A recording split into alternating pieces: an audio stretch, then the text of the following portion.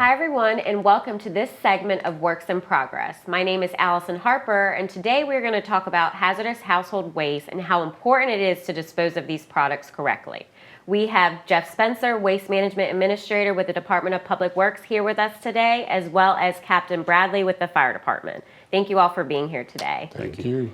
So Jeff, I want to go ahead and start with you. And from a waste management standpoint, what safety concerns does hazardous household waste cause if it's not disposed of correctly? One of the main concerns is for personal protection for the employees, our vehicles, and even the citizens of Chesapeake, personal property otherwise. So we want to maintain a safe environment for all people involved, the citizens as well as the employees.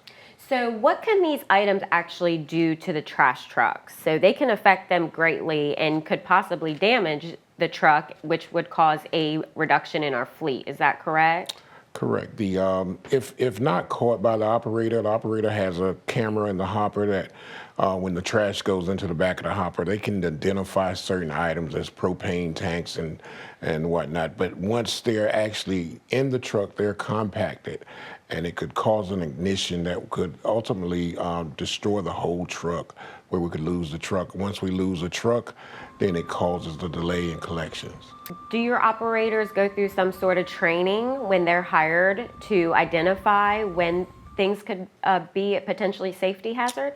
Yes, during the interview, the initial interview, they're questioned on what to do if they had a truck fire. Also, when they come in on the first day, there's an orientation that we have right at Waste Management that dictates to them and tells them what they should do if there is a truck fire.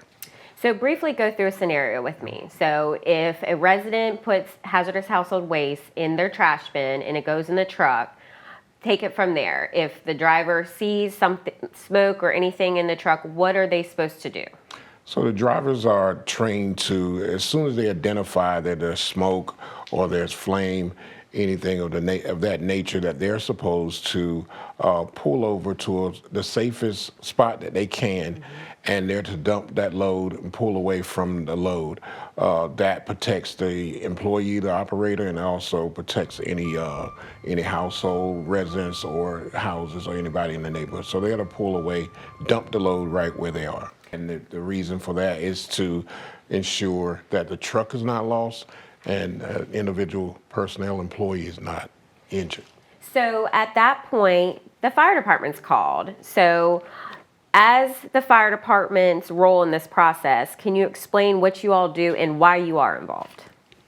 So we're involved because a fire occurs, and then our role in that specifically would be to respond, to protect the driver and the public, and to extinguish the fire. Okay. And also we're involved with lithium batteries because we know that the battery fires are dangerous, but more specifically, they're preventable.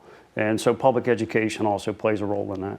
So what advice would you give to residents regarding things like lithium batteries? Well, we know from experience that lithium-ion battery fires are becoming more and more common. We've seen that locally here in Chesapeake, especially in the most recent months.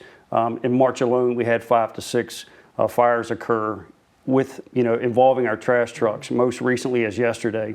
So really the takeaway, the message here is don't throw lithium-ion batteries into a trash bin. We know that trash is compressed. So when that battery becomes compromised or damaged or overheated, it can start a fire.